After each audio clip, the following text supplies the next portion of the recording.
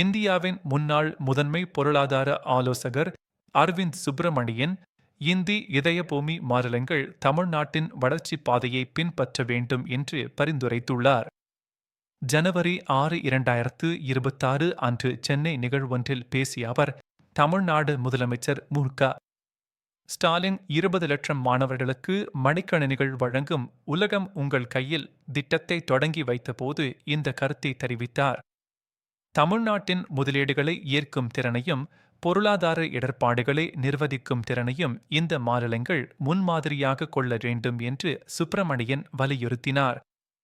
இந்தியாவின் ஒட்டுமொத்த வளர்ச்சிக்கு முன்னணி மாநிலங்களான தமிழ்நாடு போன்றவற்றை மற்ற மாநிலங்கள் பின்பற்ற வேண்டும் என்றும் அவர் எடுத்துரைத்தார். தமிழ்நாடு இந்தியாவின் 2வது பெரிய பொருளாதாரத்தை கொண்ட மாநிலமாகும். 2024 முதல் 25 வரை நிதியாண்டில் 9.69% பொருளாதார வளர்ச்சியுடன் கடந்த 10 ஆண்டுகளில் இல்லாத மிகச்சிறந்த வளர்ச்சியை பதிவு செய்துள்ளது. இது இந்தியாவின் மொத்த உள்நாட்டு உற்பத்தியில் 9.21% பங்களிக்கிறது. மாநிலத்தின் இந்த வளர்ச்சிக்கு காரணம் உறுதியான நிர்வாகம், நிலையான கொள்கை அணுகுமுறை மற்றும் திட்டமிட்ட பொது முதலீடுகளாகும். தமிழ்நாட்டின் பொருளாதார வலிமைக்கு அதன் பல்வகைப்பட்ட தொழில்துறை அடித்தளம் காரணமாகும். வாகனங்கள், மின்னணுவியல், ஜவுளி மற்றும் மருந்து பொருட்கள் போன்ற துறைகள் குறிப்பிடத்தக்க பங்களிப்பை அளிக்கின்றன.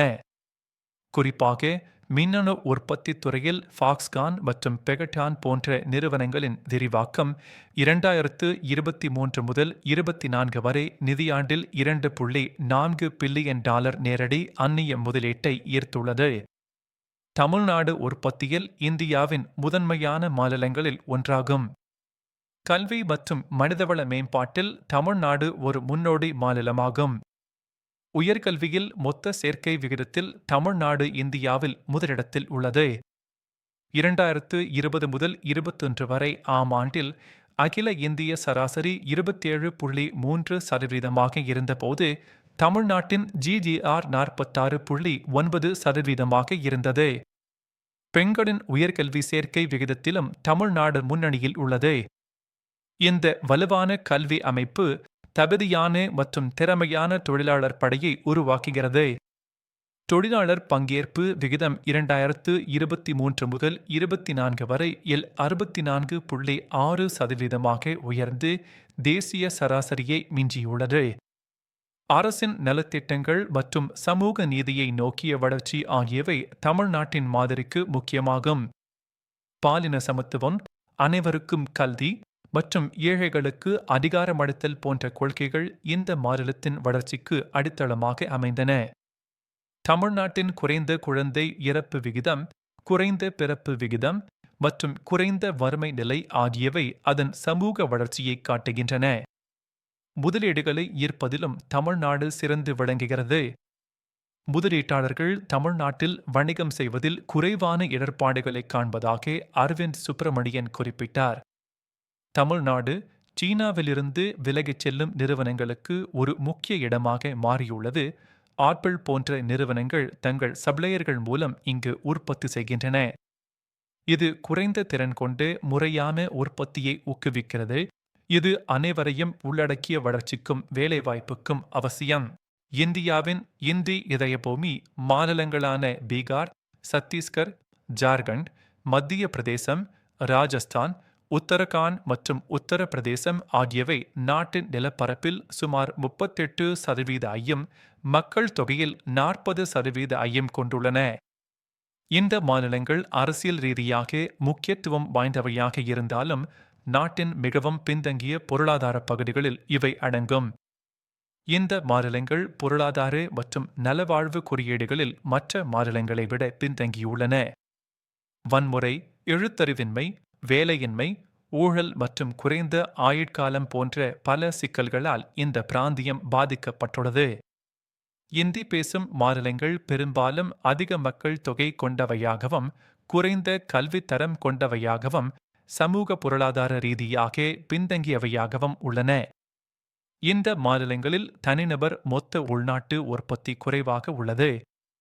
கல்வி முடிவுகள் பின்தங்கியுள்ளன. மேலும் இந்த மாநிலங்களில் திறமையான மற்றும் குறைந்த திறன் கொண்ட தொழிலாளர்கள் அதிக வளமான பகுதிகளுக்கு இடம்பெயர்கின்றனர்.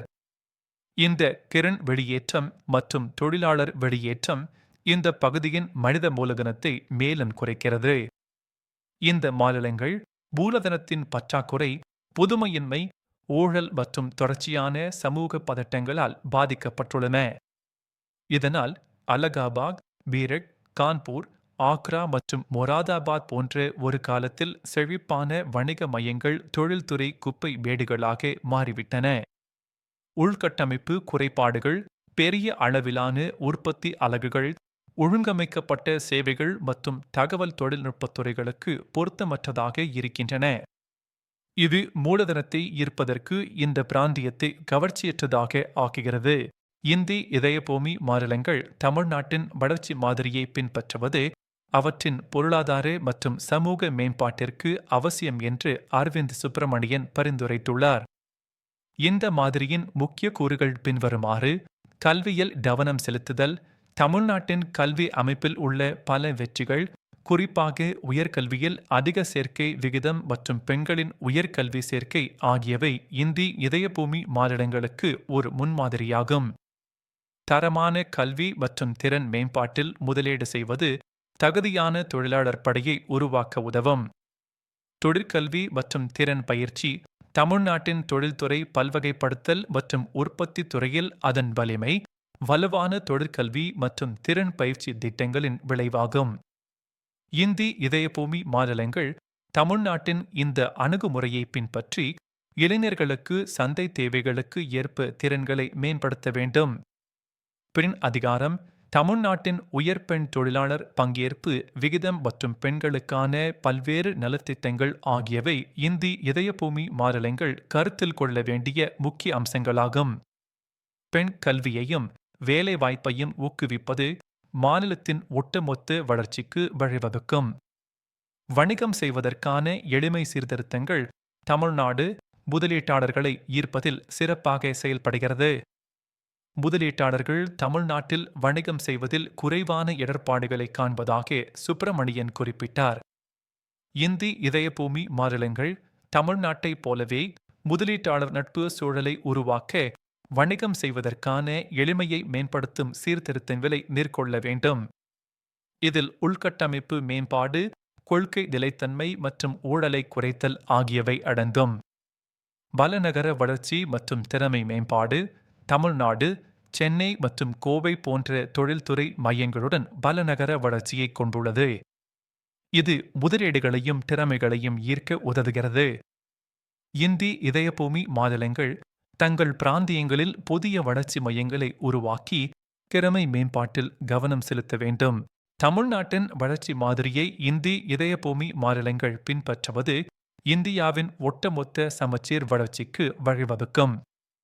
தமிழ்நாட்டை போன்ற முன்னணி மாநிலங்கள் மற்ற மாநிலங்களுக்கு ஒரு முன்மாதிரியாகவும் திறமை, தொழில்நுட்பம் மற்றும் முதலீடுகளை ஈர்க்கும் காந்தமாகவும் செயல்பட வேண்டும் என்று அரவிந்த் சுப்பிரமணியன் வலியுறுத்தினார். இந்த அணுகுமுறை நாட்டின் பல்வேறு பகுதிகளில் உள்ள பொருளாதார வேறுபாடுகளை குறைத்து தேசிய ஒருமைப்பாட்டை வலுப்படுத்தும். இந்தி இதயபூமி மாநிலங்கள் கல்வி, திறன் மேம்பாடு, பெண் அதிகாரம் மற்றும் முதலீட்டாளர் நட்பு கொள்கைகளில் கவனம் செலுத்துவதன் மூலம் தங்கள் பொருளாதாரத்தை மேம்படுத்தலாம். இது நாட்டின் மொத்த உள்நாட்டு உற்பத்தியின் வளர்ச்சிக்கு பங்களிக்கும். இந்த மாற்றங்கள் இடம்பெயர்வுகளை குறைத்து பிராந்திய அளவில் வேலைவாய்ப்புகளை உருவாக்கி சமூக அமைதியின்மையை கட்டுப்படுத்தும்.